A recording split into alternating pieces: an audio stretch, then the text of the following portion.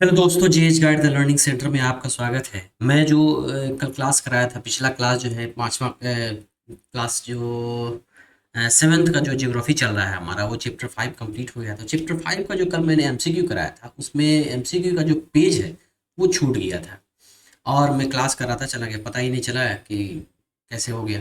तो जो पेज जो था, उस पेज को मैं चाहता हूँ कि मैं चैप्टर 5 का जो एमसीक्यू बचा हुआ है, उस एमसीक्यू को मैं पहले आपके सामने करा देता हूँ। उसके बाद फिर मैं आपको क्लास 6 चैप्टर जो है, वो लास्ट चैप्टर जो है क्लास 7th के ज्योग्राफी का बचा हुआ है। उसके बाद एक दो चैप्टर है जिसमें कुछ ऐसा कुछ खास एग्जाम पॉइंट ऑफ व्यू से नहीं दिया हुआ है। ठीक है।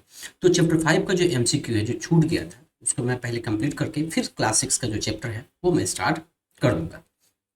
तो जो ये चैप्टर 5 का जो एमसीक्यू है, उसका जो पहला क्वेश्चन था वो कि पृथ्वी की सतह का कितना प्रतिशत भाग जो है जल से आच्छादित है। ये तो आप लोग सब जानते हैं कि पृथ्वी की जो सतह है उसका 71% भाग जो है वो जल से ढका हुआ है। दूसरा क्वेश्चन ये है कि पृथ्वी पर उपलब्ध कुल जल, टोटल जो जल है उसका लगभग कितना प्रतिशत समुद्र और महासागर में। ठीक है। मैंने बताया था पिछला जो क्लास लिया था उसमें मैंने बताया था कि जो समुद्र और महासागर का परसेंटेज है वो 97.3% है, अप्रोक्स, लगभग। ठीक है। तो इसमें लगभग में जो आपका आंसर है वो है 97%। ये जो है समुद्र और महासागरों में है। यह पानी जो है वो पीने के लायक नहीं है, खारा पानी है, पीने के लायक नहीं है। 2.7% ही ऐसे पानी है, मीठे पानी, जो पीने के लायक है। इसलिए पृथ्वी पर जल अधिक होने के बावजूद भी हमें पानी के पीने की बहुत ही किल्लत है। तीसरा क्वेश्चन ये कह रहा है कि मीठा जल पृथ्वी पर कुल जल का लगभग कितना प्रतिशत है। तो 97.3% जब समुद्री जल था, खारा जल, तो 2.7% ऑलरेडी बच गया। तो 2.7% जो है वो मीठा जल। चौथा क्वेश्चन था कि विश्व के कुल मीठे जल का अधिकांश भाग कहाँ है। अब जैसे 2.7% ही पानी जो है वो पीने लायक है। इस 2.7% पानी को अगर मान के चलिए 100% मान लीजिए कि 100% जगहों पे है 2.7% पानी, मतलब इतने जगहों पे है ये पानी, तो इसमें कितना प्रतिशत पानी जो है वो, इसमें जो अधिकांश भाग है इस पानी का, वो कहाँ है। तो अधिकांश भाग जो पीने के पानी के है वो हिमनद और हिमटोपियों में है। ठीक है। इस पानी का अधिकांश भाग जो हम लोग पीने लायक है। पहला क्वेश्चन ये है कि भूमिगत जल जो है, ग्राउंड वाटर, जो भूमि के नीचे जो पानी है, जो हम लोग कलों से, चापाकल से, या और भी किसी मोटर के जरिए जो है ना पानी को निकालते हैं, तो वो विश्व के कुल मीठे जल का लगभग कितना प्रतिशत है। ठीक है। तो वो यहाँ पर आ जाता है 30%। 30% जो है ना ऐसा है जो ग्राउंड वाटर में है, भूमिगत जल में। अगला क्वेश्चन ये है कि जल चक्र जो है वो मुख्यतः किसके कारण संभव हो पाता है, जल चक्र। ठीक है। तो जल चक्र जो है, जब सबसे पहले क्या आपने बताया था जल चक्र में, कि जब समुद्र का पानी होता है वो सनलाइट पड़ता है सबसे पहले। ठीक है। और सनलाइट जब जो है ना समुद्र के पानी पड़ता है, तो समुद्र का जो पानी है वो वाष्पित होकर ऊपर भाप बनकर ऊपर जाता है, ऊपर उठता है, और फिर ऊपर जाकर संघनित होकर क्या बनता है, बादल बनता है। तो सबसे पहले हमको सौर सौर एनर्जी चाहिए, सनलाइट, तभी सौर ऊर्जा होगा। तो सबसे पहले सनलाइट चाहिए। और दूसरा चीज ये है कि गुरुत्वाकर्षण के कारण ये सारा चीज संभव है। ठीक है। गुरुत्वाकर्षण जो पृथ्वी जो सूर्य का चक्कर लगाती रहती है, उस गुरुत्वाकर्षण के कारण भी जल चक्र संभव हो पाता है। इसलिए सौर ऊर्जा और गुरुत्वाकर्षण जो है इसका एग्जैक्ट आंसर हो जाएगा। अगला क्वेश्चन जो है वो आपके है, स्क्रीन पर समुद्री जल खारा क्यों होता है। जाहिर सी बात है, महासागर का जल में क्या मिला हुआ रहता है, लवण मिला हुआ होता है, और लवण के घुलने के कारण जो है समुद्री जल खारा होता है। क्वेश्चन नंबर 8 है कि समुद्र जल का औसत लवणता लगभग कितनी होती है। ये चैप्टर में मैंने पिछला क्लास जो लिया था चैप्टर 5, उसमें मैंने बताया था कि एवरेज लवणता कितनी होती है, और लवणता निकालते कैसे हैं? मैंने बताया था कि 1000 ग्राम अगर पानी है, 1000 ग्राम, इस 1000 ग्राम में जितना ग्राम खारा पानी होगा, मतलब कि वह लवणता होगी उस पानी की। ठीक है।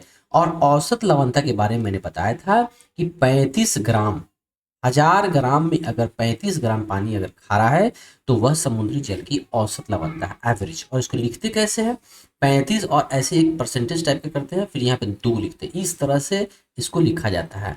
35 भाग प्रति 1000 ग्राम इसको पढ़ा जाता है, या 35 पार्ट पर 1000 ग्राम। तो ये होगी महासागर की औसत लवणता। एक और मैंने बताया था डेड सी के बारे में, इसराइल का डेड सी, और उसमें जो है लवणता जो है ना इससे भी अधिक है, और उसका कितना था, याद कीजिए, मैंने बताया था 35 भाग प्रति 1000 ग्राम, ये उसकी लवणता थी, सैलिनिटी थी इसकी, इजराइल के डेड सी की। लेकिन यहाँ कितना है, यहाँ जो है एवरेज पूछ रहा है समुद्री जल का, तो वो हो गया 35। अगला क्वेश्चन ये कहता है कि ज्वार भाटा का मुख्य कारण क्या है। देखिए आप लोग याद कीजिए, मैंने आप दो इमेज जो है आपकी बुक में दिया हुआ था, एक तो है ये सन हो गया, एक अर्थ, ठीक है, और एक ये हो गया मून, चंद्रमा। तो चंद्रमा कभी यहाँ रहता है, कभी यहाँ आ जाता है, कभी यहाँ आते हैं, और कभी यहाँ रहता है, ठीक है। मतलब यह है कि चंद्रमा जो है वो पृथ्वी का चक्कर करता रहता है। तो जब चंद्रमा यहाँ आता है, पृथ्वी और सूर्य के बीच में आ जाए, या पृथ्वी सूर्य के एक सीध में आ जाए, मतलब इस लाइन में अगर एक लाइन में आता है, तो सबसे बड़ा ज्वार आता है, वृहद ज्वार इसको कहा जाता है। 180 डिग्री पर अगर यह रहे, 180 डिग्री पर अगर यह रहे तो यह वृहद ज्वार होता है। और अगर कंडीशन इस तरह से बन रहा है, यह 90 डिग्री पर है, या इस तरह से हो, या पृथ्वी के इस तरह से नीचे हो, इस तरह से हो, ये दोनों कंडीशन में 90 डिग्री बन रहा है, परपेंडिकुलर है, लंबवत है, तो इस कारण से होता है लघु ज्वार। ये लघु ज्वार का एग्जाम्पल है, और ये जो है वो बृहद ज्वार का एग्जाम्पल है।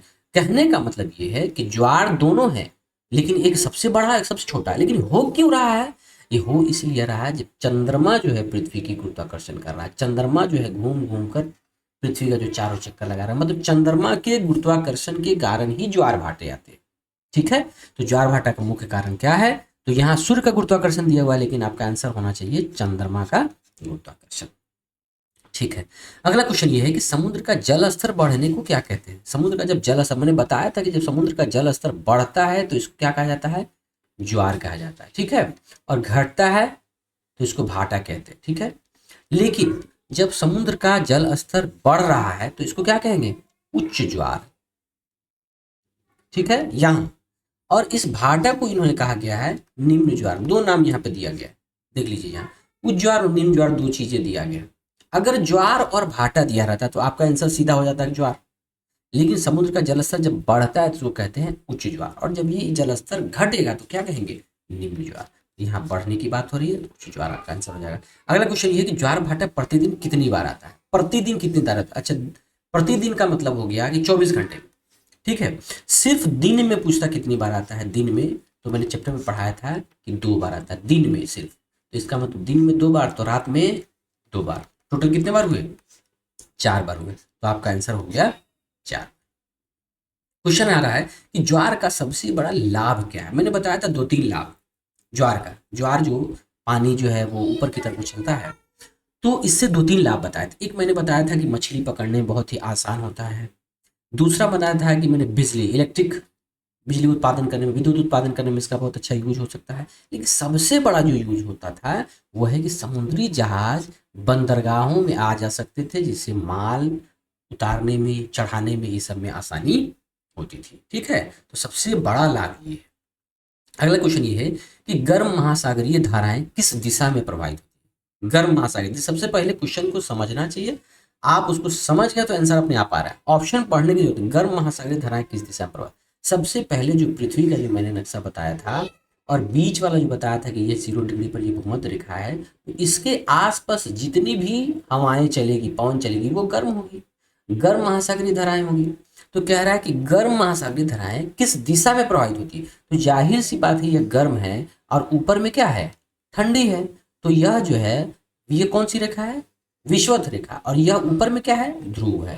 तो यह कहाँ से कहाँ जा रहा है, यह विषुवत रेखा से ध्रुव की ओर जा रही है, चाहे ऊपर जाए और चाहे नीचे जाए, नीचे भी ध्रुव है और ऊपर भी ध्रुव, ऊपर वाले को उत्तरी ध्रुव, नीचे वाले को दक्षिणी ध्रुव कहा जाता है। तो गर्म धाराएं हमेशा विषुवत रेखा से ध्रुव की ओर जाती है।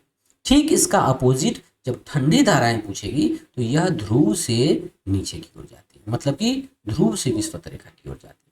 तो आपका क्वेश्चन यह है कि गर्म महासागरीय धाराएं किस दिशा में प्रवाहित होती है, तो विषुवत रेखा से ध्रुव की ओर आपका आंसर हो जाएगा। गल्फ स्ट्रीम के बारे में कहा गया है कि यह किस प्रकार की महासागरीय धारा है। सबसे पहले यह बता दें कि गल्फ स्ट्रीम जो है वो अटलांटिक महासागर, और अटलांटिक महासागर के बारे में कहा जाता है कि यह एक ऐसा महासागर है जो एस के आकार का है, ठीक है। और इस अटलांटिक महासागर के इस जगहों पर लगभग यह गल्फ स्ट्रीम पाया जाता है। यह भूमध्य रेखा के लगभग आसपास में, ठीक है, जो इक्वा विषुवत रेखा है उसके लगभग आसपास। तो गल्फ स्ट्रीम के बारे में कहा जाता है किस प्रकार की महासागरीय धारा है, तो ये गर्म धारा है, ठीक है, ये गर्म धारा है। और इससे ये भी पूछ सकता है कि ये किस महासागर में है, तो ये अटलांटिक महासागर में है, जो कि इस आकार का है, ठीक है।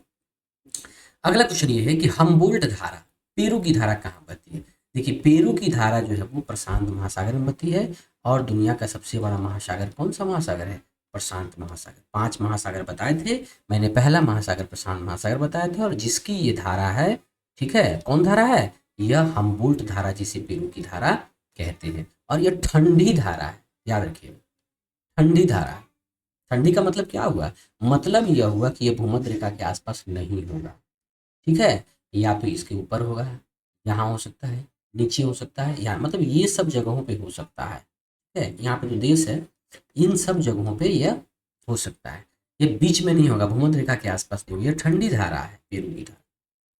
चलिए अगला क्वेश्चन ये है कि विश्व का सबसे खारा समुद्र कौन सा है। सबसे खारा समुद्र के बारे में मैंने बताया था कि रेड सी जो है वो विश्व का सबसे खारा समुद्र है। अगला क्वेश्चन ये डेड सी के बारे में कि डेड सी मृत सागर कहाँ स्थित है। डेड सी के बारे में कि मृत सागर कहाँ स्थित है, तो मृत सागर जो है इजराइल के पास है, और इजराइल जो है वो एशिया के पश्चिम में स्थित है। एशिया जो महादेश है उसके पश्चिम में स्थित है। तो इजराइल के बारे में यहाँ तो सिर्फ महादेश ही पूछ रहा है, इतना जाने की जरूरत ही नहीं है, बस एशिया महादेश में, ठीक है। तो बस यही तक था आपका चैप्टर 5 जो मैंने पिछले क्लास में कराया था, उसका जो ये ऑब्जेक्टिव मैंने उसमें भी कराया था, लेकिन यह स्क्रीन छूट गया था, मैं आप क्वेश्चन नहीं दिखा पाया था, डिस्प्ले नहीं हो पाया था, इसके कारण छूट गया, ठीक है। तो ये पिछले जो क्लास में जो चैप्टर 5 कंप्लीट किया था उसका ये एमसीक्यू था। अब आपको हम ले चलते हैं चैप्टर 6 की तरफ, ठीक है, चैप्टर 6 की तरफ ले चलते हैं। चैप्टर 6 आपका जो है वो है प्राकृतिक वनस्पति एवं वन्य जीवन, ठीक है।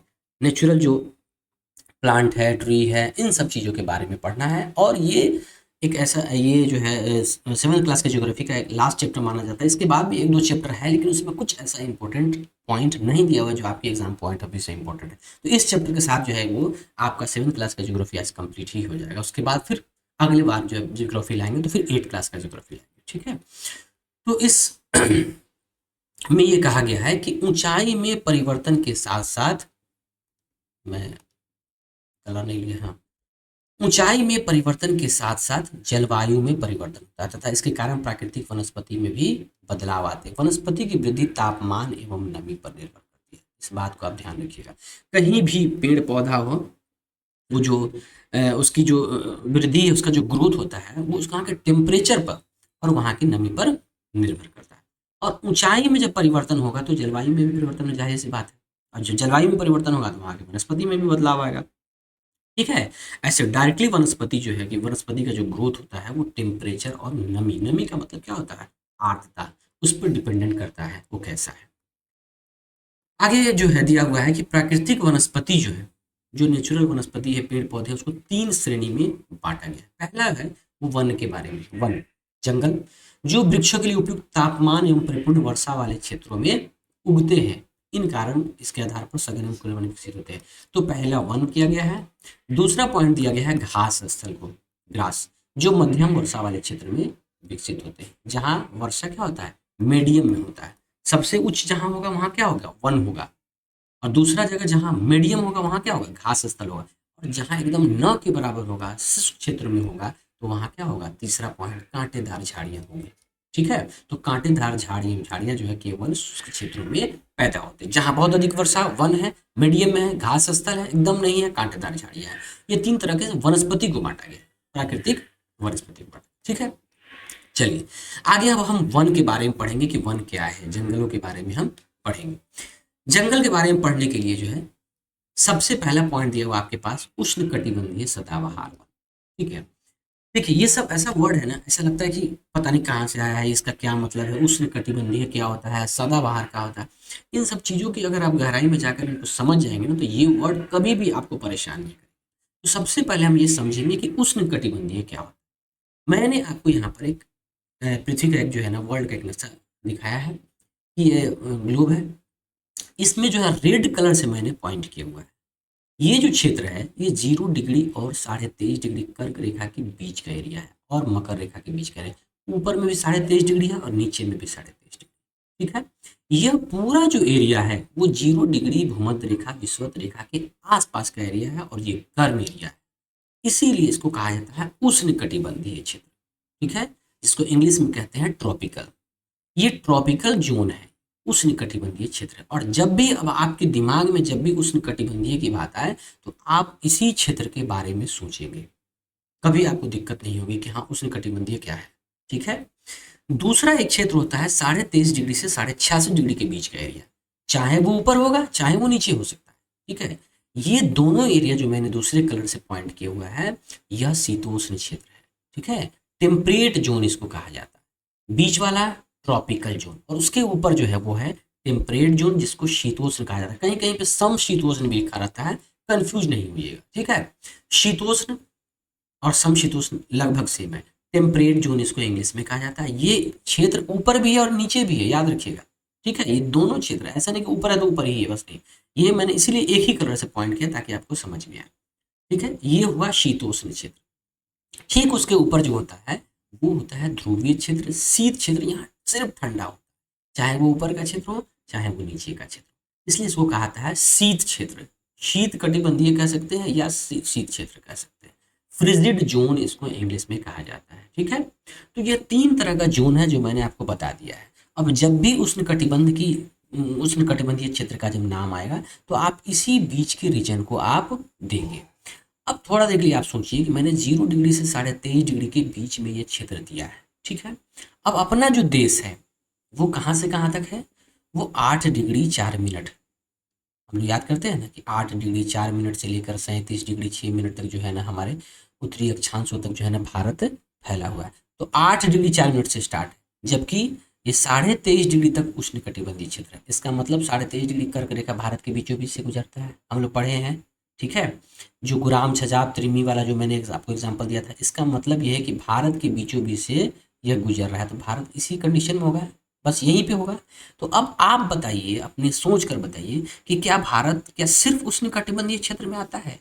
नहीं, आधा उष्णकटिबंध है और उसके जस्ट ऊपर जो है ना शीतोष्ण क्षेत्र स्टार्ट होता है, जहाँ पे थोड़ा सा ठंड क्षेत्र आता है। ठीक है, तो ये दोनों क्षेत्र को भारत कवर करता है। ठीक है, लेकिन ज्यादातर जो क्षेत्र है वो आपको उष्णकटिबंधीय क्षेत्र है। अब उष्णकटिबंधीय में भी क्या है वो हम आगे देखेंगे।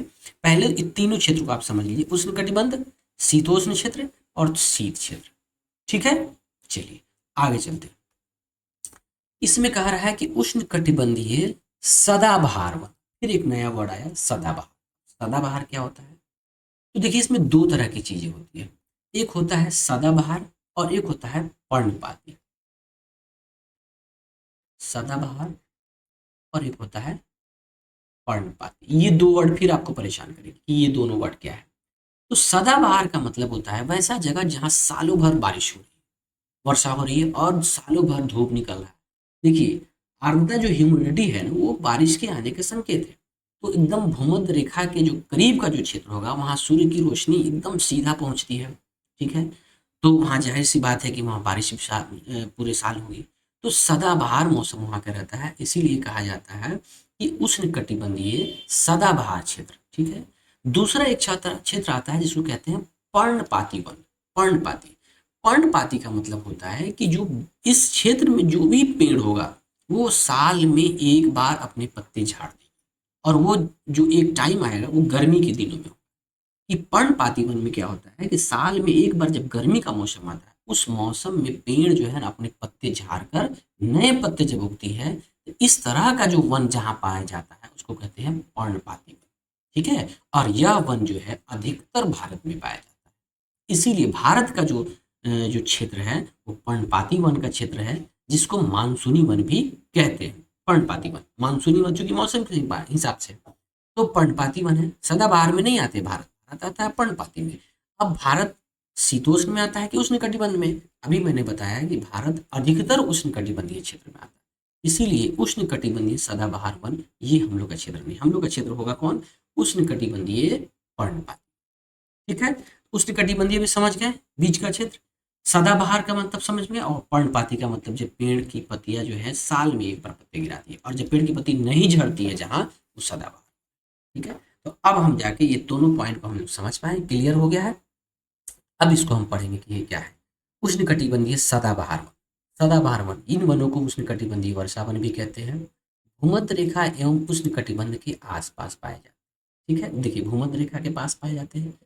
ये क्षेत्र गर्म होते हैं, ये भी मैंने आपको समझा दिया है। पूरे वर्ष यहाँ अत्यधिक वर्षा होती है, मैंने ये भी बता दिया है, इसलिए यह सदाबहार है। क्योंकि यहाँ का मौसम कभी शुष्क नहीं होता, ठीक है, एकदम सूखा नहीं होता, इसलिए यहाँ के पेड़ों की पत्तियां पूरी तरह नहीं झड़ती, और जब नहीं झड़ती तो इसीलिए इन्हें क्या कहा जाता है, सदाबहार। ठीक है, और इस तरह के वन में आते हैं रोजवुड, आबनूस और महोगनी। ये तीन नाम आपको याद करने पड़ेंगे। होगा कि उष्णकटिबंधीय सदाबहार वन जो है ना, ये रोजवुड, आबनूस और महोगनी। अब ये बताइए कि ये तीनों पेड़ जो है भूमध्य रेखा के आसपास के ही है ना, ये तीनों पेड़ भूमध्य रेखा के आसपास के ही पेड़ है, रोजवुड, आबनूस और महोगनी। ठीक है, इसलिए इसको उष्णकटिबंधीय सदाबहार वन के अंतर्गत देखा।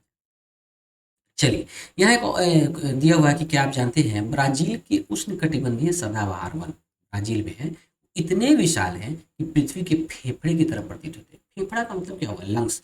बॉडी का जो लंग्स होता है वो पानी का काम करता है, तो पृथ्वी का फेफड़ा का मतलब हो गया है कि पूरे पृथ्वी के बहुत अत्यधिक पानी देने का काम जो है ये करते हैं कौन, ये जो ब्राजील के उष्णकटिबंधीय सदाबहार। ठीक है, चलिए अगला पॉइंट दिया हुआ कि क्या आप जानते हैं कि एनाकोंडा जो है वो विश्व का सबसे बड़ा सांप है। दुनिया का सबसे बड़ा सांप जो है वो एनाकोंडा है, और वह जो है उष्णकटिबंधीय वर्षा वन में ही पाया जाता है। यह मगर जैसे बड़े जानवर को मार और खा सकता है, मगर का मतलब मगरमच्छ से है, यह उसको भी मारकर खा सकता है एनाकोंडा। ठीक है, ये दुनिया का सबसे बड़ा सांप है जो कहाँ पाया जाता है, उष्णकटिबंधीय वर्षा वन में। वर्षा वन का मतलब यही सदाबहार वन। ठीक है, उष्णकटिबंधीय सदाबहार वन ही यही है, वर्षा वन, सदाबहार वन यही पाया जाता है। चलिए अगला पॉइंट आता है उष्णकटिबंधीय पर्णपाती वन। अभी मैंने बताया पर्णपाती के बारे में, देखिए मैंने यहाँ लिख दिया है कि साल में कम से कम एक बार वृक्ष अपनी पत्तियां गिराते हैं। ठीक है, चलिए, और इसी पर्णपाती को मैंने बताया था कि मानसूनी वन भी कहते हैं, क्योंकि मानसून चूंकि आते हैं, भारत में मानसून आता है, मानसून आना जाना लगा रहता है। तो ये भारतीय मौसम ऐसा ही है। भारत का जो पूछता है कि भारत का जो ये किस तरह का जलवायु पाई जाती है, तो वो उष्णकटिबंधीय पर्णपाती वन। ठीक है, देखिए एग्जाम्पल में सबसे पहले भारत को ही दे रहा है, जो भारत, उत्तरी ऑस्ट्रेलिया एवं मध्य अमेरिका के बड़े हिस्सों में पाए जाते हैं। देखिए ये देश याद करने की कोई जरूरत नहीं है, ये मैंने समझाने के लिए किताब में भी दिया हुआ है, आप ये समझिए।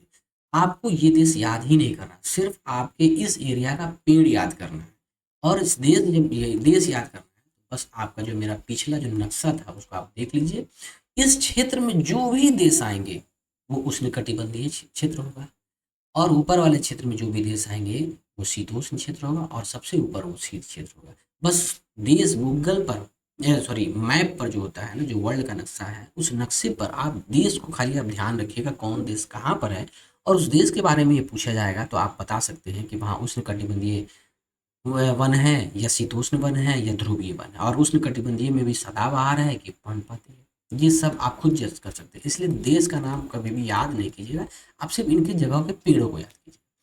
इसमें कौन कौन पेड़ आते हैं, देखिए चार तरह के पेड़ है, साल है, सागवान है, नीम है और शीशम है। आप ध्यान दीजिए भारत में हम लोग के एरिया में सबसे ज़्यादा क्या होता है, शीशम, नीम, ये सब होता है ना, नीम, शीशम, साल के पेड़ भी है और सागवान के वृक्ष भी, ये सब भारत में अधिकतर जगहों पे पाए जाते हैं। इसलिए ये हम लोग को याद रहना चाहिए कि साल, सागवान, नीम तथा शीशम ये उष्णकटिबंधीय पर्णपाती वन के पेड़ है। ठीक है, इन प्रदेशों में आमतौर पर पाए जाने वाले जानवर का नाम बाघ, शेर, हाथी, ये सब याद करने की जरूरत नहीं है उतना, लेकिन ध्यान में रखना है, क्योंकि हम लोग भारत में रह रहे हैं तो आप पूछेगा बाघ कहाँ भारत में रहता है, तो बाघ भारत में रहता है इतना भी हम नहीं जानते हैं।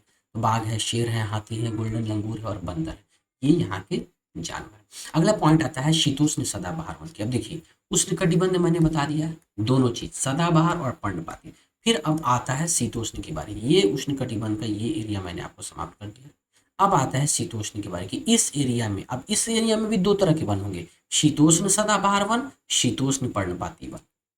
ठीक है, इसमें भी दोनों होंगे, शीतोष्ण सदाबहार और शीतोष्ण पर्णपाती वन। शीतोष्ण सदाबहार वन का मतलब क्या हो गया, यहाँ कुछ ज़्यादा ही बारिश हो रही है, उष्णकटिबंध की तुलना में नहीं, बल्कि शीतोष्ण के ही दूसरे एरिया की तुलना।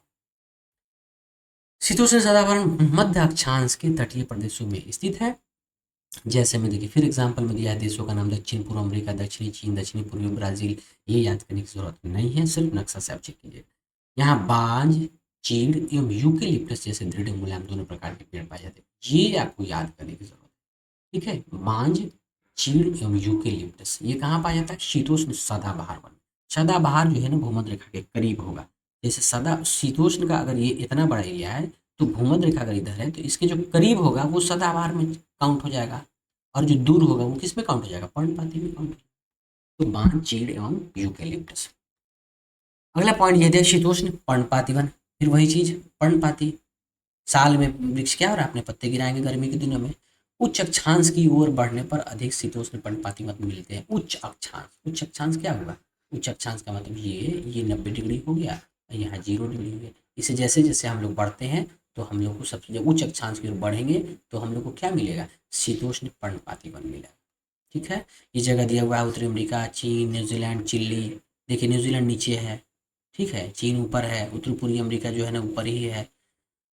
इस तरह से जो है दिया है, इस एरिया को याद करने की जरूरत है। ठीक है, ये अपनी पत्तियां शुष्क मौसम में झाड़ देते हैं। देखिए मैंने बताया है पर्णपाती वन की यही खूबी है कि अब साल में एक बार वो अपने पत्ते झाड़ देते हैं, खासकर गर्मी के दिनों में। यहाँ पाए जाने वाले पेड़ है बांज, भैंस, बीच, हिरन, लोमड़ी, भेड़िए, ये सब जानवर है, इससे कोई मतलब नहीं है। यहाँ के आम जानवर है फिजेंट तथा मोनाल। ठीक है, फिजेंट ये आपको इमेज में दिया हुआ है, इसको आप देख सकते हैं, और मोनाल का इमेज दिया है। ये दोनों एक तरह से ये पक्षी है, और ये यहाँ के आम पक्षी है, शीतोष्ण पर्णपाती वन के पक्षी है, फिजेंट तथा मोनाल। चलिए अगला पॉइंट दिया हुआ है कि भूमध्य सागरीय वनस्पति। भूमध्य सागरीय वनस्पति का मतलब है कि वैसा वनस्पति जो 30 डिग्री से 40 डिग्री के बीच में पाया जाता है। ध्यान रखिएगा, मैंने ये एरिया दे दिया है ताकि आपको समझ में आए कि कहाँ की बात हो रही है पूरे ग्लोब में। अब यहाँ ये पूरा ग्लोब मैंने बना दिया है।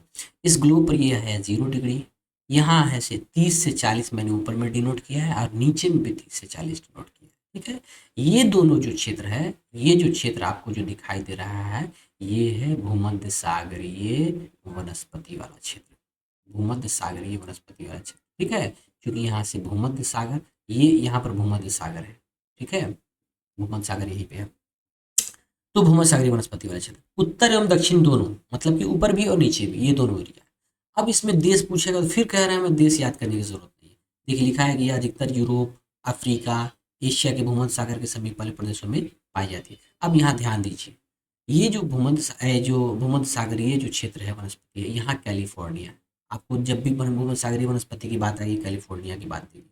भूमध्य सागर के नजदीक वाला क्षेत्र यही है।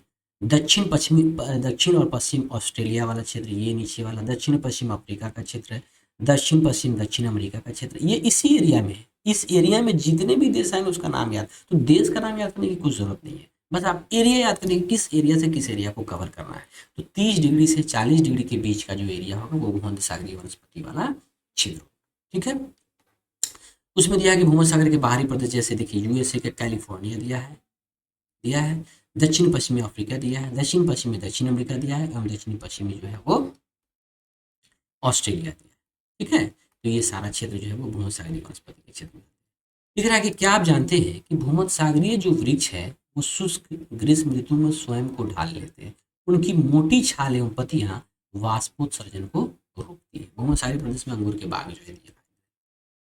अगला पॉइंट यह है कि भूमध्य सागरीय प्रदेश को फलों की कृषि के कारण विश्व का फलोद्यान भी कहा जाता है। मतलब इस एरिया में जो भूमध्य सागरीय जो क्षेत्र है, भूमध्य सागरीय वनस्पति वाला जो क्षेत्र है, इस एरिया में फल बहुत ज्यादा होता है, इसलिए इसको विश्व का फलोद्यान भी कहा जाता है। अब हम लोग के भारत में कहाँ फल होता है?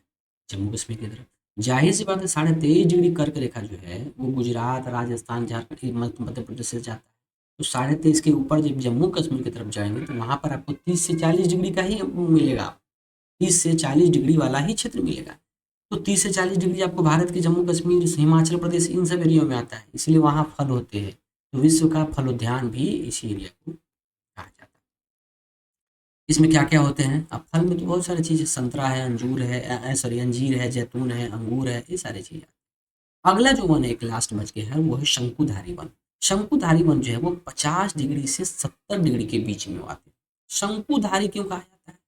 शंकु का धारण किया हुआ। शंकु हम लोग याद कीजिए, हम लोग मैथ में पढ़े हुए थे, आप लोग भी पढ़े होइएगा अपने क्लासों में, शंकु की तरह ये शंकु होता है। ठीक है, मैंने बनाया था, हम लोग शंकु बनाए थे, ये शंकु। ठीक है, तो जो पेड़ होते हैं यहाँ के, इस पेड़ को मैंने एक बार दिखा देता हूँ कि ये पेड़ इस तरह से होते हैं, इस तरह से पेड़ होते हैं। ये देखिए शंकु का रूप लिए है कि नहीं, इसीलिए से कहा जाता है शंकुधारी वन। ये ऐसा होता क्यों है? क्योंकि इन पेड़ों पर जो है ना बर्फ गिरते हैं। ये पर्वतीय क्षेत्रों के पेड़ हैं। 50 डिग्री से 60-70 डिग्री में जो है आपको क्या बोलते हैं, पर्वतीय वन आते हैं। तो यहाँ पर हिम गिरते हैं, बर्फ गिरते हैं। और जब बर्फ गिरेगा तो बर्फ जो है, बर्फ को पेड़ अपने पर टिकने नहीं देते, उसको डायरेक्ट नीचे फिसला देते हैं। इसलिए इसको ऐसे ही यहाँ के पेड़ इसी तरह पाए जाए, शंकुधारी वन। एक बार इसका इमेज देख लीजिए, ये देखिए आपको दिया हुआ है हिमाच्छादित शंकुधारी वन। एक है शंकुधारी वन, ये देख शंकु की तरह इसका जो पूरा ये पेड़ है छोटा छोटा, और इसमें हिम है, मतलब कि बर्फ गिरकर इसके ऊपर गिरा हुआ है, देख लीजिए। ठीक है, तो ये इस तरह का, ये पत्तियां इस तरह से सबका रहे, ये तो ये है हिमाच्छादित शंकुधारी वन। इसको जो है ना टैगा कहते हैं। ठीक है, टैगा। ये कहाँ पाया जाता है? 50 डिग्री से 70 डिग्री के बीच में, अधिक ऊंचाइयों पर भी पाए जाते हैं। ये लंबे होते हैं, नरम कास्ट वाले सदाबहार वृक्ष होते हैं। वृक्षों के कास्ट का उपयोग लुगदी बनाने के लिए किया जाता है। ठीक है, माचिस एवं पैकिंग के लिए सबसे बक्से, माचिस एवं पैकिंग के लिए बक्से बनाने के लिए भी इसका उपयोग किया जाता है। इस तरह का पेड़ का जो डब्बा बनाता उसका। चीर, देवदार आदि इन वनों के मुख्य पेड़ है। शंकुधारी वनों में बस दो पेड़ मोस्ट इंपॉर्टेंट है, वो है चीर और देवदार। ठीक है, यहाँ सामान्यतः रजत लोमड़ी, मिंक और ध्रुवीय भालू जैसे जानवर पाए जाते हैं। इन जगहों को क्या कहते हैं? याद रखिएगा, टैगा कहते हैं। क्या आप जानते हैं कि टैगा का अर्थ क्या होता है? टैगा का अर्थ होता है शुद्ध। यहाँ देखिए, रूसी भाषा में टैगा का क्या अर्थ होता है? शुद्ध या अनछुआ, कोई नहीं छुआ है इसको, प्योर है एकदम। चलिए, अब अगला आता है घास स्थल। घास का जगह, घास स्थल में भी उष्ण कटिबंधीय घास स्थल। देखिए फिर आया उष्ण कटिबंधीय वर्ड, डरिएगा नहीं, बस ये जानिएगा कि ये भूमध्य रेखा के आसपास वाला एरिया है। उष्ण कटिबंधीय घास स्थल, ये भूमध्य रेखा के किसी भी तरफ उग सकते हैं। देखिए फिर भूमध्य रेखा की बात दी। यह घास क्या होता है? काफी ऊंची, लगभग 3 से 4 मीटर की ऊंचाई तक बढ़ सकती है। 3 से 4 मीटर ऊंचाई, समझ रहे हैं? 3 से 4 मीटर कितना ऊंचा हो गया। ठीक है, तो उतनी ऊंचाई तक ये घास बढ़ सकती है। ये अफ्रीका का सवाना घास स्थल इसी प्रकार का है। अफ्रीका में क्या है, कौन सा घास स्थल है? सवाना, याद रखिएगा। और यहाँ क्या क्या पाया जाता है? हाथी, जेबरा, जिराफ, हिरन, तेंदुआ, ये सब जानवर पाए जाते हैं। क्यों? घासों को खाने के लिए। लंबी लंबी घासें होती है, इसीलिए यहाँ जो जिराफ है, देखिए जिराफ के गर्दन कितने लंबे होते हैं। ठीक है, चलिए अगला दिया उसमें उष्ण कटिबंधीय घास स्थल था। घास स्थल दूसरा है शीतोष्ण घास स्थल। ये शीतोष्ण वाला जो एरिया है, कौन एरिया है? जो 23.5 डिग्री से 66 डिग्री के बीच का एरिया है, वो है शीतोष्ण घास स्थल वाला एरिया। यहाँ क्या होती है? यहाँ की घास आमतौर पर छोटी एवं पौष्टिक होती है। यहाँ जंगली भैंस, बाइसन एवं एंटीलोप पाए जाते हैं। ठीक है, ये जिराफ का फोटो, जिराफ देखे हुए, जिराफ ऊपर में है उष्ण कटिबंधीय में, ये शीतोष्ण का पढ़ा रहे हैं। ठीक है, यहाँ जिराफ नहीं पाए जाते, यहाँ जंगली भैंस, बाइसन और एंटीलोप पाए जाते हैं शीतोष्ण में। फिर कटीली झाड़ियाँ, कटीली झाड़ियाँ कहाँ पाई जाती है? जाहिर सी बात है रेगिस्तान में पाई जाएगी, जहाँ बारिश नहीं होगा। ठीक है, तीव्र गर्मी एवं बहुत कम वर्षा के कारण यहाँ वनस्पतियों की कमी रहती है। ठीक है, चलिए और अगला एक लास्ट पॉइंट आता है। देखिए आप उष्ण कटिबंधीय पढ़ा दिया, शीतोष्ण भी पढ़ा दिया, अब सबसे ऊपर आता है ध्रुवीय प्रदेश। ध्रुवीय प्रदेश के बारे में भी थोड़ा जान लेंगे, जो सबसे नॉर्थ में है या सबसे साउथ में, उत्तर या दक्षिण। यह अत्यधिक ठंडा है, बहुत ही सीमित प्रकार की वनस्पति मिलती है, प्राकृतिक वनस्पति मिलती है। यहाँ केवल काई, लाइकेन एवं छोटी झाड़ियाँ पाई जाती है। ठीक है, एकदम ठंडा जो क्षेत्र है, प्रदेश है, ध्रुवीय प्रदेश वहाँ है। और सबसे ठंडे ध्रुवीय प्रदेश को टुंड्रा कहा जाता है। यहाँ की जो वनस्पति है, इसे टुंड्रा प्रकार की वनस्पति कहा जाता है। ध्यान दीजिएगा, मैंने इससे पहले बताया था टैगा, और टैगा बताया था मैंने 50 डिग्री से 70 डिग्री के बीच में। ठीक है, टैगा, टैगा कहाँ बताया था? 50 डिग्री से 70 डिग्री के बीच में। अभी हम बता रहे हैं क्या? टुंड्रा। टुंड्रा कहाँ? ध्रुवीय प्रदेश। ध्रुवीय प्रदेश कहाँ? 70 से 90 डिग्री लास्ट एकदम स्टेज हो गया ये टुंड्रा। तो सबसे ऊपर टुंड्रा और उसके नीचे टाइगा, याद रखिए। तो टुंड्रा प्रकार की वनस्पति से कहा जाता है। यह कहाँ है? यूरोप, एशिया एवं उत्तरी अमेरिका के ध्रुवीय प्रदेश। ध्रुवीय प्रदेश मतलब ऊपर वाला एरिया, ठीक है। यहाँ जानवरों के शरीर पर क्या होता है? मोटा फर एवं मोटी चमड़ी होती है। मोटा फर भी होता है और मोटी चमड़ी होती है। ऐसा क्यों होता है? क्योंकि यहाँ कंटिन्यू बर्फ गिर रहा है, तो मोटा फर और मोटी चमड़ी नहीं रहेगी तो यह मर जाएंगे, जो उन्हें ठंडी जलवायु में सुरक्षित रहते हैं। इसमें से कुछ जानवर के नाम दिए हुए हैं, जिसमें सील है, वालरस है, कस्तूरी बैल है, ध्रुवीय उल्लू है, ध्रुवीय भालू है, बर्फीली लोमड़ी है। ये सारे जानवर के नाम आपको दिए हुए हैं, जिसमें से 2-3 जानवर का फोटो आपके सामने है। वालरस का फोटो दिया हुआ है, जिसकी इसकी दांत कितनी लंबी है, और दूसरा ध्रुवीय भालू का इमेज दिया हुआ है, सील का भी इमेज आपको दिया हुआ है। ये सब जो है ना, इसका चमड़ा जो है ना इतना मोटा होता है कि इस पर बर्फ गिरता है तो इसका कोई फर्क नहीं पड़ता, ठीक है। तो ये ध्रुवीय प्रदेश है। मैंने सभी क्षेत्र के बारे में आपको बता दिया है। सबसे मोस्ट इंपॉर्टेंट जो इस चैप्टर का जो पॉइंट दिया हुआ है वो यहाँ पर दिया है कि क्या आप जानते हैं, उसमें दिया हुआ है कि घास स्थल के बारे में बराबर क्वेश्चन पूछा जाता है, हर एग्जाम में पूछा जाता है, छोटे से बड़े एग्जाम में भी आपका सवाल पूछा जाता है। घास मरुस्थल ये कहाँ का घास स्थल है? तो आपको याद रखना है, मैंने यहाँ लिख दिया है कि वेरी इंपॉर्टेंट क्वेश्चन है, वेरी इंपॉर्टेंट। उष्ण कटिबंधीय घास स्थल अलग है और शीतोष्ण कटिबंधीय घास स्थल अलग है। उष्ण कटिबंधीय फिर मैं कह रहा हूँ कि 0 डिग्री भूमध्य रेखा से 23.5 डिग्री के बीच में, चाहे ऊपर या नीचे, दोनों बस डिग्री समझिए, याद रखिए। ये उष्ण कटिबंधीय गर्म एरिया होगा, गर्म क्षेत्र होगा, गर्म घास स्थल, ठीक है। उसमें 3 क्षेत्र बहुत ही फेमस है।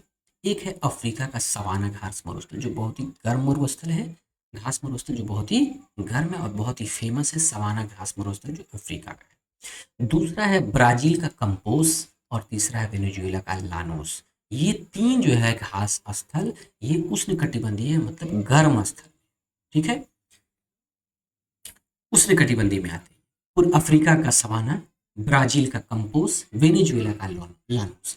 अब आप ध्यान दीजिएगा, अगर आप ग्लोब उठाकर देखिएगा, पॉलिटिकल मैप को देखिएगा जिसमें देशों को दर्शाया गया है, उसमें आप देखिएगा कि 0 डिग्री भूमध्य रेखा के आसपास के ही ये तीनों क्षेत्र होंगे, ठीक है, चाहे वो अफ्रीका का सवाना हो या ब्राजील का कंपोज हो या वेनेजुएला का, ठीक है। तो ये उष्ण कटिबंधीय घास स्थल। दूसरा आता है शीतोष्ण कटिबंधीय घास स्थल, ठीक है। नीचे कुछ नहीं है, नीचे चैप्टर आपका कंप्लीट है, आप इसको ध्यान से पढ़िए, समझिए, बहुत क्वेश्चन इससे पूछा है। शीतोष्ण कटिबंधीय घास स्थल, शीतोष्ण का मतलब क्या हुआ है? 23.5 डिग्री से 66.5 डिग्री। मैंने आपको बताया था यह एरिया ऊपर भी और नीचे भी, उत्तर और दक्षिण दोनों।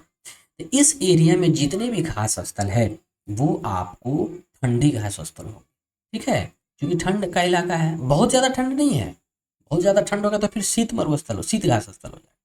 बहुत ज़्यादा ठंड नहीं है यहाँ, सदाबहार पर्णपाती दोनों तरह के हैं, और शीतोष्ण का मतलब थोड़ा सा ठंड भी है, थोड़ा सा गर्मी भी है। शीत प्लस उष्ण, शीत भी और उष्ण भी, मतलब थोड़ा ठंडा थोड़ा गर्मी, इस तरह के। तो शीतोष्ण घास स्थल के बारे में भी पूछा जाता है। इसमें आपको 5 बहुत ही मोस्ट इंपॉर्टेंट फेमस है। सबसे पहले आता है अर्जेंटीना का पैम्पास घास का मैदान, अर्जेंटीना का पैम्पास, याद रखिएगा, अर्जेंटीना का पैम्पास। और अर्जेंटीना किस महादेश में है? ये दक्षिण अमेरिका महादेश में है, साउथ अमेरिका महादेश में अर्जेंटीना आता है। अर्जेंटीना का कौन सा घास मरुस्थल है? पैम्पास। उत्तरी अमेरिका जो है वो उत्तरी अमेरिका महाद्वीप है, और उत्तरी अमेरिका महादेश में जो है, जो सबसे बड़ा घास मरुस्थल है वो है प्रेरी। प्रेरी उत्तरी अमेरिका का है। और दक्षिण अमेरिका में क्या आता है? अर्जेंटीना, जिसके कहाँ है? पैम्पास। उत्तरी अमेरिका हो गया, दक्षिणी अमेरिका हो गया। अब आइए अफ्रीका महादेश। तो अफ्रीका महादेश में तो मैंने अफ्रीका महादेश चूंकि बहुत बड़ा है, तो गर्म और स्थल में मैंने आपको याद करा दिया कि अफ्रीका का सवाना, ठीक है।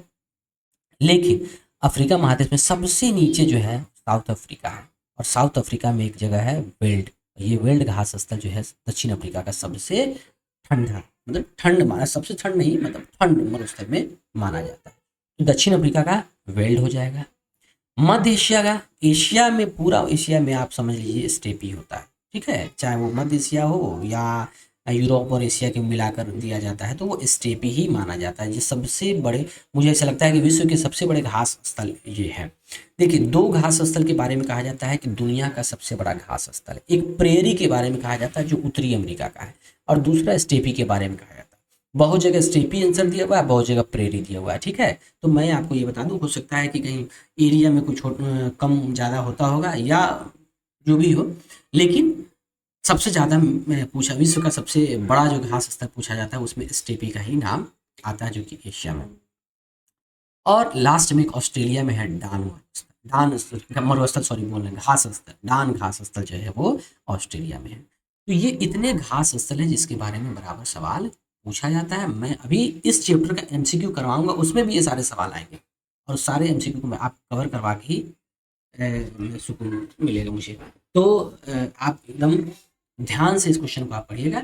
मैं अब आपको लेके चलता हूँ इस चैप्टर, ये चैप्टर आपको कंप्लीट हो गया, और इस तरह से आपका 6th क्लास का 7th क्लास का जो ज्योग्राफी है वो भी कंप्लीट होता है। ये लास्ट ही चैप्टर है, इसके बाद भी 2 चैप्टर है, लेकिन उस चैप्टर में कुछ ऐसा खास पॉइंट आपके लिए नहीं है जो एग्जाम में पूछा जाए।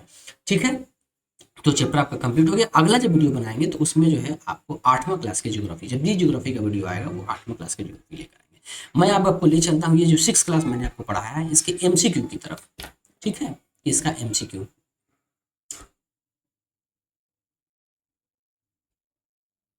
चलिए ये चैप्टर 6 का एमसीक्यू है, चैप्टर 6 का एमसीक्यू। इसके बारे में जो है सब,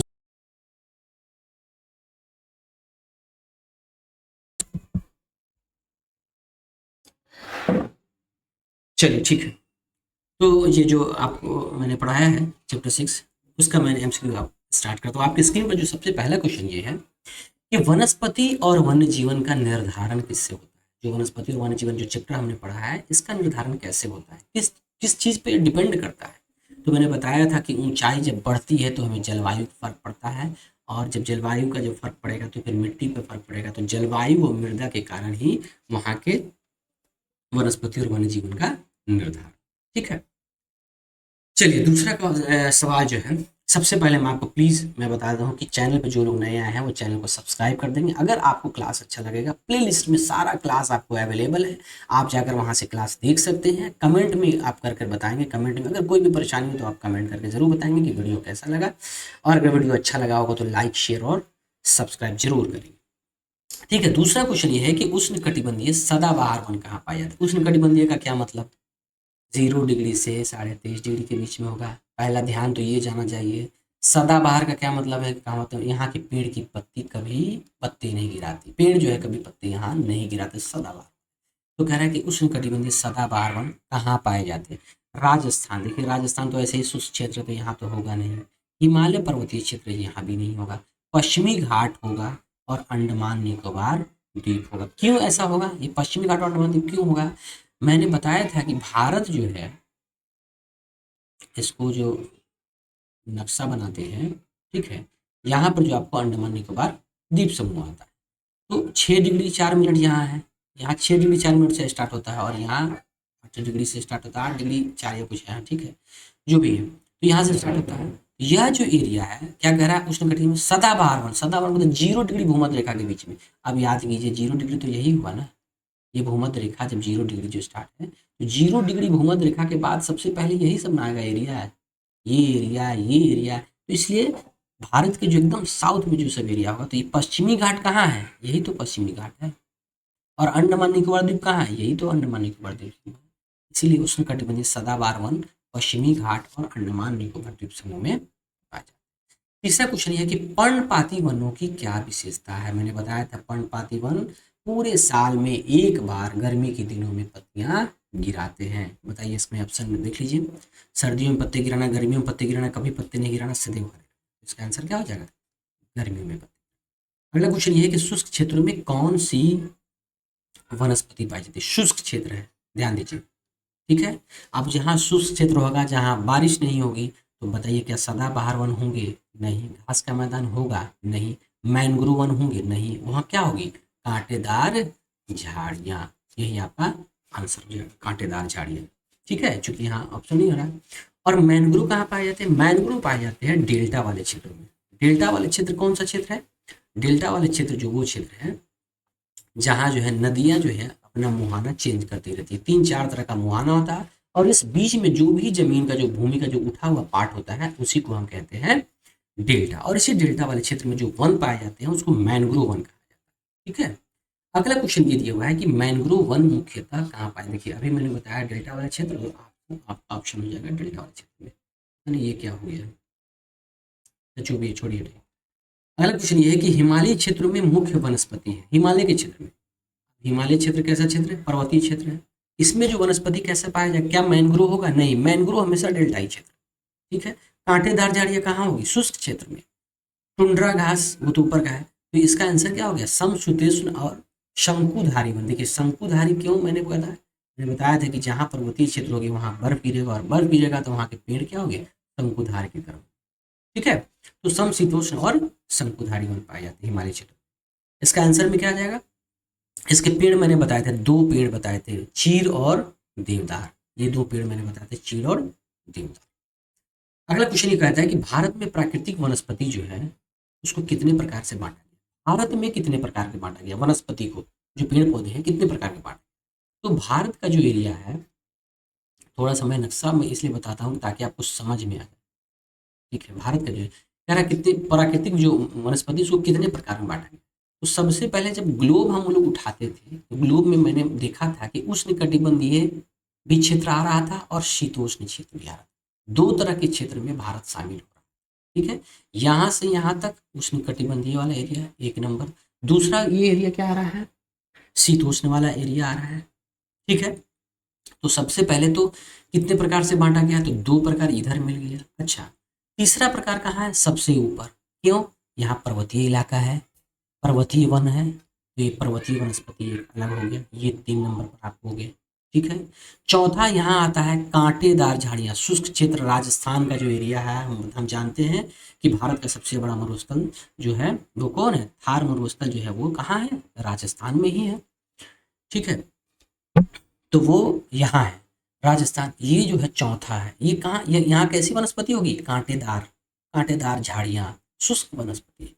और एक मैंने बताया था मैंग्रोव वन के बारे में, जो भारत के पश्चिम बंगाल में जब गिरती है गंगा नदी तो वह डेल्टाई क्षेत्र बनाती है, ठीक है। और इसीलिए पश्चिम बंगाल में सुंदर वन का डेल्टा बहुत फेमस है, और सुंदर वन का डेल्टा में जिस तरह का वन पाया जाता है उसको कहते हैं मैंग्रोव वन। तो ये आपको पांचवा वनस्पति यहाँ पाया जाता है, एक ये, दो ये, तीसरा हिमालय के पर्वतीय वन, चौथा कांटेदार वन, और पांचवा जो है वो मैंग्रोव वन। तो भारत में प्राकृतिक वनस्पति को कितने प्रकार से बांटा गया है, तो आंसर हो जाएगा आपका 5 प्रकार से बांटा गया।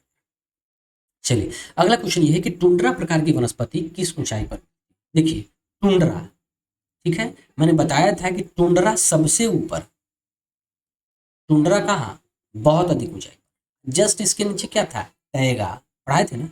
तो बहुत अधिक ऊंचाई पर जब हम जाएंगे तो टुंड्रा प्रकार की वनस्पति मिलेगी, और जस्ट उसके नीचे जो 50 डिग्री से 70 डिग्री के बीच में थी, क्या थी यह, टैगा, और यह 70 डिग्री से 90 डिग्री क्या थी, टुंड्रा, ये टुंड्रा है, ये टैगा है। अगला क्वेश्चन ये है कि भारत में जो घास भूमि है, ग्रासलैंड, उसको प्राय किस नाम से जाना जाता है भारत में। तो भारत में जो घास का जो भूमि है उसको क्या समझते हैं, जंगल समझते हैं, नहीं, झाड़ी वनस्पति नहीं, चारागाह, पशुओं के चरने का जगह हम लोग समझते हैं। अगला क्वेश्चन ये है कि अफ्रीका के विशाल घास के मैदान को कहाँ कहा जाता है, ठीक है। अब देखिए ध्यान है, अफ्रीका, अफ्रीका महादेश में मैंने दो चीज पढ़ाया था। अफ्रीका में सबसे पहले दो बांटा था, एक उष्ण कटिबंधीय, दूसरा शीतोष्ण, शीतोष्ण घास का स्थल, उष्ण कटिबंधीय घास स्थल, दूसरा शीतोष्ण घास स्थल। उष्ण कटिबंधीय घास स्थल में मैंने बताया था सवाना, जो अफ्रीका में पाया जाता है, सवाना घास का मैदान, ठीक है। यह सवाना घास का मैदान जो है वो अफ्रीका का उष्ण घास का मैदान है, मतलब उष्ण कटिबंधीय घास स्थल है, गर्म घास स्थल, ठीक है। इसमें 3 चीज बताए थे, वो एक अफ्रीका का सवाना, ब्राजील का कंपोज, और ये वेनेजुएला का लानोस, इस तरह से करके मैंने बताया था 3 चीजें। और बाकी शीतोष्ण में मैंने 5 बताया, ठीक है। प्रेरी कहाँ का बताया था, प्रेरी बताया था आपको उत्तरी अमेरिका का, नॉर्थ अमेरिका का, यह जो है उत्तरी अमेरिका महादेश में यह प्रेरी घास। स्टेपीज कहाँ का बताया था, स्टेपीज बताया था एशिया महादेश, जो मध्य एशिया लिखा हुआ था ना, वह एशिया महादेश, मध्य एशिया इसको कह सकते हैं, ठीक है। तो मध्य एशिया में जब भी पूछा जाएगा वो क्या हो जाएगा, स्टेपीज। प्रेरी कहाँ हो जाएगा, उत्तरी अमेरिका में। दक्षिण अमेरिका में कौन जगह है, तो दक्षिण अमेरिका में एक जगह है अर्जेंटीना, और अर्जेंटीना में सबसे बड़ा घास का मैदान है वो है पंपास घास का मैदान, ठीक है। तो पंपास घास का मैदान कहाँ के लिए हो गया, ये है अर्जेंटीना, अर्जेंटीना, ठीक है। तो ये होगी। इस क्वेश्चन का आंसर जो है अफ्रीका के विशाल घास के मैदान को क्या कहा जाता है, तो सवाना होगा। ठीक है, मैंने इतना पेंट कर दिया, ऐसा ना लगे कि सब सही है। ये सवाना होगा, समझाने के लिए दिया था, ये सवाना होगा। और प्रेरी नॉर्थ अमेरिका के लिए है, स्टेपीज मध्य एशिया का है, पैम्पास अर्जेंटीना का। चलिए अगला क्वेश्चन देख लेते हैं। अर्जेंटीना के घास के मैदानों को क्या कहा जाता है, ठीक वही सवाल पूछ दिया, क्या आंसर हो जाएगा, पंपास। फिर यहाँ पर मैं रिवाइज करा देता हूँ, pampas Argentina, prairie north America उत्तरी अमेरिका, विल्ड दक्षिण अमेरिका, दक्षिण अफ्रीका, साउथ अफ्रीका जो है अफ्रीका महादेश के सबसे नीचे का जो क्षेत्र है वो साउथ। टुंड्रा तो ये वनस्पति है। अगला क्वेश्चन, यूरोप और एशिया। देखिए यूरोप और एशिया, मैंने बताया था कि एशिया महादेश में बस एक ही है, ये है, वो है क्या, स्टेपीज। ठीक है, यूरोप और एशिया में। अगला क्वेश्चन ये है, दक्षिण अफ्रीका, दक्षिण साउथ अफ्रीका का मैंने बताया था कि अभी बताया है, सब चीज साउथ अफ्रीका में है वेल्ड, वेल्ड घास का मैदान जो है वो साउथ अफ्रीका में। सवाना अफ्रीका महादेश, steppes Asia, pampas Argentina, Argentina कहाँ है, दक्षिण अमेरिका महादेश में। अगला क्वेश्चन ये है कि घास भूमि में पाए जाने वाले प्रमुख जीव जंतु कौन से, कौन से जीव जंतु इसमें पाए जाते हैं, तो हिरन, घोड़ा और जेबरा, ये तीनों जो है, हिरन घोड़े और जेबरा जो है वो घास भूमि में पाए जाने वाले प्रमुख जीव जंतु है। ये ऐसा इसलिए है कि ये घास खाते हैं, घोड़े भी घास खाते हैं और जेबरा भी घास खाते हैं। अगला क्वेश्चन ये है कि घास भूमियां मुख्यतः किस जलवायु क्षेत्र में पाई जाती है। अब आप बताइए, जब घास का स्थल होगा तो जाहिर सी बात है उष्ण कटिबंधीय में तो होगा नहीं, तो सदाबहार वन यहाँ पाया जाए। ठीक है, तो यह समशीतोष्ण का जो क्षेत्र है उस क्षेत्र में घास भूमियां बहुत अधिक पाई जाती है। समशीतोष्ण मतलब शीतोष्ण। अच्छा यहाँ देखिए, फिर यहाँ कंफ्यूज हो जाएगा कि यहाँ समशीतोष्ण भी लिखा है और शीतोष्ण भी लिखा है। ठीक है, समशीतोष्ण का मतलब होता है कि दोनों मिला हुआ, यहाँ गर्मी भी और ठंडी भी दोनों है। ठीक है, और सिर्फ शीत कहते हैं, शीतोष्ण कहते हैं। तो शीतोष्ण का मतलब पूरा एरिया की बात हो रही है जो 23.5 डिग्री से 66.5 डिग्री के बीच में, इस पूरे एरिया की जब बात होगी तब शीतोष्ण। लेकिन समशीतोष्ण का बात हो रहा है कि ऐसा बीच का एरिया, ऐसा बीच का एरिया जहां ठंडा और गर्मा का दोनों का एहसास हो। अगला क्वेश्चन ये क्या कह रहा है, स्टेपीज, स्टेपीज कहाँ के, एशिया के है। स्टेपीज घास भूमियां किन के लिए जानी जाती है, तो याद रखिए कि ये गेहूं की खेती के लिए बहुत ही फेमस है स्टेपीज। पंपास क्षेत्र की क्या विशेषता है, पंपास जो है अर्जेंटीना का सबसे बड़ा घास का मैदान है पंपास, और ये दक्षिण अमेरिका महादेश में पाया जाता है, और ये गेहूं और मक्का उत्पादन के लिए बहुत ही फेमस माना जाता है। इसको गेहूं का कटोरा भी कहा जाता है, पंपास घास के मैदान को। इस तरह से आपका जो है यह वीडियो, यह चैप्टर जो है समाप्त होता है।